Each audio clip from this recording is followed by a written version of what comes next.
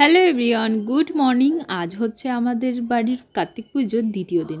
সকালবেলায় পুজো হচ্ছে, কাল তো অনেক রাত্রেই অঞ্জলিটা শেষ হয়েছে, আর আজকে সকালে যেই পুজোটা থাকে সেটা কিন্তু অনেক সকাল সকালই শুরু হয়ে যায়। তো যারা যারা উপোস ছিল তারা এসে ঝটপট পুজোর সমস্ত কিছু গুছিয়ে নিয়েছে। এখন পুজোর মাধ্যমেই কিন্তু ঠাকুরটা বিসর্জন হয়ে যায়, কিন্তু আমরা আজকের দিন ঠাকুরটা বিসর্জন দিই না, ঠাকুর রেখে দিই। আমরা কাল রাতে ঠাকুরটাকে বিসর্জন দেব। তো এইখানে সবার জন্য দুপুরে রান্নাবান্না হচ্ছে। তো আজকে দুপুরের কি মেনু আছে তোমাদের বলে দিই। চিংড়ি মাছ দিয়ে বাঁধাকপির ঘন্ট, মাছের মাথা দিয়ে মুগ ডাল, আর হবে মাছের ঝোল। তারপর দই, মিষ্টি, চাটনি, পাঁপড় এগুলো আছে। জলপাইয়ের চাটনি হবে। তা ভাবলাম যে চলো, ওইদিকে যেহেতু মাইক বাজছে কিছু ভালো করে শোনা যাবে না, এদিকে আমাদের একটু বাগানটা ঘুরে আসি। এইটা হচ্ছে আমার ঠাকুরদাদার সমাধি, আর এইখান থেকে শুরু হচ্ছে আমাদের বাড়ির বাগান বলতে পারো। এইখানে প্রচুর ফলের গাছ আছে। এই পুকুরটাই কিন্তু আমাদের ঠাকুরটা আজ বিসর্জন দেওয়া হবে। এখানে আমাদের জলপাই গাছে এত পরিমাণে জলপাই ধরেছে, আমরাঙ্গা ধরেছে, তারপর হচ্ছে বকফুল। চলো এক এক করে সবই তোমাদের দেখাবো। ছোট ছোট গাছে এটা হলো আমাদের তেজপাতা গাছ। বর্মা কিন্তু আমার জন্য শুকিয়ে রেখেছি, সেটা আবার যাওয়ার সময় নিয়ে যেতে হবে। চলো দেখাও, বকফুলগুলো তোমাদের দেখায়, কি দারুণ লাগছে না? এখন ছিঁড়ে অবশ্য কোনো লাভও হবে না, বাড়ি যে নিয়ে যাব সেইখানে ভাজার মতন সময়টাও পর্যন্ত নেই। মানে কোথায় যে কি করছি সেটাও বুঝতে পারছি না। আর ওইখান থেকে আমাদের জমিগুলো শুরু হয়েছে ওই দূরে পর্যন্ত, মানে বলতে পারো আমার বাপ জেঠুদের সবার মিলে এইখানেই লাইন দিয়ে জমি আছে, আর দূরে সবার আছে, কিন্তু এইখানেই বেশি বলতে পারো। এই দেখো আমড়াগুলো বলছিলাম, একটা আমরা অবশ্য ছিঁড়েও নিলাম, দেখে লোভ সামলাতে পারলাম না। খুবই মিষ্টি ছিল কিন্তু আমড়াগুলো। আর এইগুলোর পাতা খায় অনেকে, মানে টকশাক বলে, আর এই ফলগুলো দিয়ে কিন্তু অনেকে আচারও বানায়। এই জমিগুলো এখন আর মানে নিজেরা আমরা করতে পারি না, সমস্ত জমিগুলোই কিন্তু ভাগে দেওয়া হয়ে গেছে, অন্য লোকে করে। এগুলো হচ্ছে আমাদের নারকেল কুল হয়েছে, ভালোই ধরেছে দেখলাম। তা আমরা এটা খাচ্ছিলাম। আর আজকে সকালে আমি এই শাড়িটা পরে নিয়েছি, বাড়িতে যেহেতু পুজো তাই আর নাইটি কিংবা চুড়িদার পরতে ভালো লাগে না। তা আজকে আপাতত শাড়িই পরে নিয়েছি, কালকে তারপর থেকে হয়তো যেটা কমফোর্টেবল হবে সেটাই পরে নেব।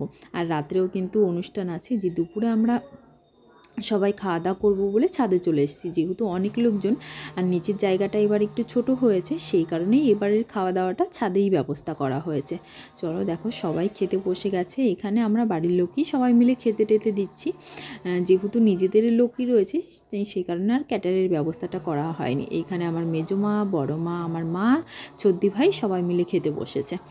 আর আমার খাওয়া হয়ে গেছে, তাই মা বড় মারা পেছনে এসে বসেছে। আমি ভাবলাম যে তোমাদের তিন যার একটু ভিডিও করে নিয়ে যাই। আর এটা হচ্ছে আমার একটা দিদির ছেলে, তার বউ।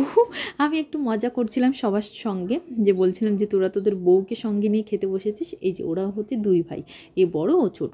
বিকালের বেলায় আবার রেডি হয়ে গেলাম, বিকালবেলায় কীর্তন আছে আমাদের বাড়িতে, কারণ আজ পুজোর সঙ্গে সঙ্গে আমাদের বাড়ি একটা বিশেষও দিন বলতে পারো। এই দিনেই আমার বড় জেঠামশাই মারা গেছিলো, তারই আজকে মৃত্যুবার্ষিকী। একটা মানে ভালো আছে দিন, একটা খারাপও আছে। আজ আবার আমার ছোটদা ভাইয়ের অ্যানিভার্সারিও, তো সমস্ত কিছুই একসঙ্গে পালন করা হবে।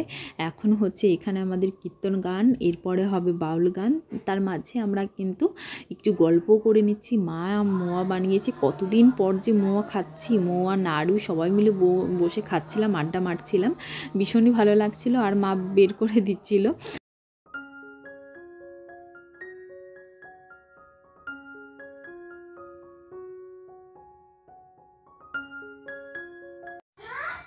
দেখো কীর্তন তো আমাদের বাড়ি শেষ হয়ে গেছে, এরপরে শুরু হবে বাউল গান। সেই কারণে ওই প্রসাদ সামনে দেওয়া হয়েছিল, ওই মিষ্টি বলতে পারো, সেগুলোই সবাই যারা এখানে বসেছিল তাদেরকে দিয়ে দিচ্ছে হাতে হাতে করে।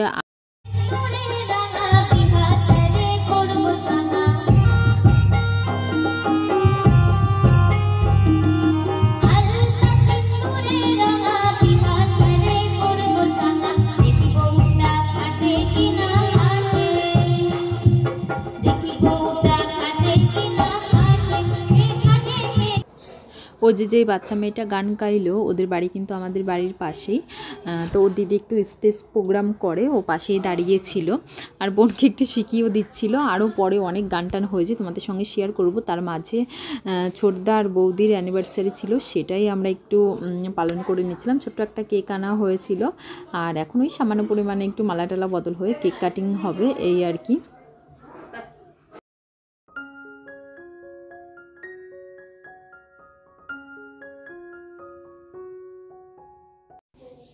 দেখো সবারই কিন্তু ইচ্ছা হয় নিজের অ্যানিভার্সারিটা একটু ভালো করে পালন করার। যেহেতু আজকের দিনে আমার বড় জেঠু মারা গেছিলো, সেই কারণে ওইটাই পালন করা হয়। দাদার বৌদির অ্যানিভার্সারিটা সেভাবে পালন করা হয় না, তা ওদেরও একটু খারাপ লাগে। সে কারণে আমরা চেষ্টা করি প্রতিবার এই ছোটোখাটো একটু আয়োজন করার, এর মাধ্যমে যাতে ওদের সবাইকে একটু খুশি দেখতে পারি। তোমরা গান টান একটু শুনতে থাকো, ভিডিও এনজয় করতে থাকো। ঠিকভাবে তো ভয়েস ওভার দিতে পারছি না, তো আজকের ভিডিওটা এই পর্যন্তই রাখছি। কেমন লাগলো অবশ্যই জানিও।